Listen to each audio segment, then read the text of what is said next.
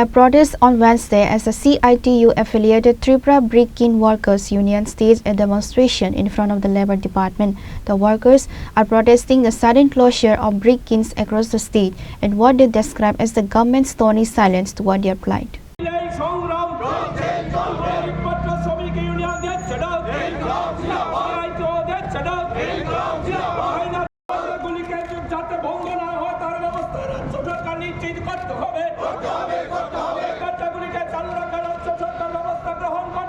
CITU member Songar Prasad Datta said after 2018 the brick kiln work has been halted and it is going to be shut down permanently. He slammed the state government for its indifferent attitude, alleging that the administration has failed to secure alternative fuel routes or provide a safety net for the laborers. এখানে একটি সরকার আছে বলে আমরা কেউ অনুভব করতে পারছি না। এমনিতেই ত্রিপুরায় সরকারি কাজকর্ম প্রায় নেই বললেই চলে,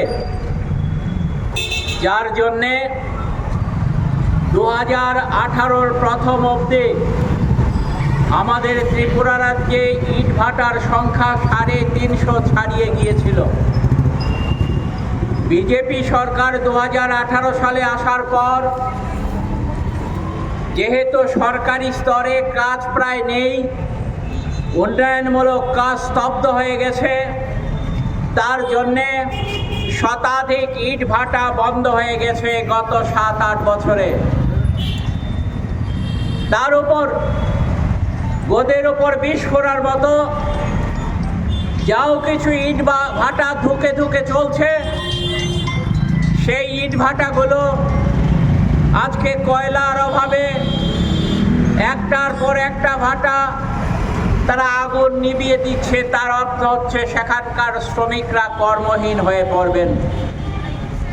আমাদের ত্রিপুরা রাজ্যে এর আগেও কয়লার বিভিন্ন সময়ে সমস্যা দেখা দিয়েছে, কিন্তু কয়লার অভাবে কোনো ইট ভাটা 2018 সালের আগে বন্ধ হয়নি।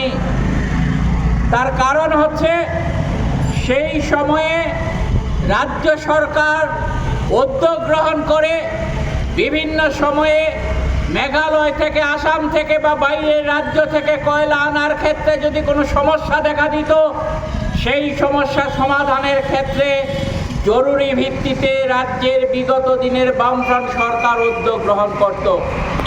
তার ফলে কোনোদিন ত্রিপুরা রাজ্যে ইটভাটার শ্রমিকরা তারা বেকার হয়ে পড়েননি। কিন্তু আজকে এমনই একটা অপদার্থ সরকার ত্রিপুরা রাজ্যে আছে, যারা প্রতিদিন বিজ্ঞাপন দেয় কাজ হচ্ছে বলে, সুশাসনের কথা বলে, অন্য আরো অনেক কিছু হচ্ছে বলে প্রতিদিন তাদের ফ্ল্যাক্স লাগাচ্ছে, প্রতিদিন তাদের ছবি বের করছে জনগণের টাকায়। নিজের ঘরের টাকা দিয়ে করলে আমাদের আপত্তি নেই, কিন্তু জনগণের দেওয়া ট্যাক্সের টাকা তারা সেখানে অপ্রয়োজনে খরচ করছে। আর দুর্নীতি লুটপাটের কথা বলে তো লাভই নেই। ত্রিপুরা রাজ্যে সরকারি খরচ করার জন্য যা টাকা আসছে তার অর্ধেকের বেশি টাকা লুটপাট হয়ে যাচ্ছে।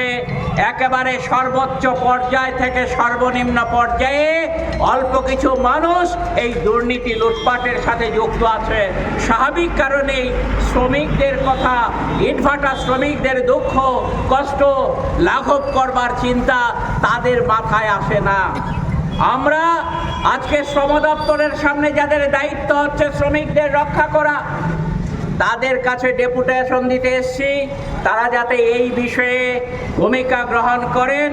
না হলে পর আগামী দিনে ইটভাটা শ্রমিক ইউনিয়ন শুধু নয়, CITUর অন্তর্ভুক্ত অন্যান্য সমস্ত ইউনিয়নগুলো যৌথভাবে এই সরকারের শ্রমিক মারা নীতির বিরুদ্ধে ঝাঁপিয়ে পড়বে এবং আমরা আশা করব এই লড়াই আন্দোলনে আগামী দিনে আপনাদের সমর্থন আমরা পাবো। এই কথা Reported by Amit from Agartala, Chinikhara.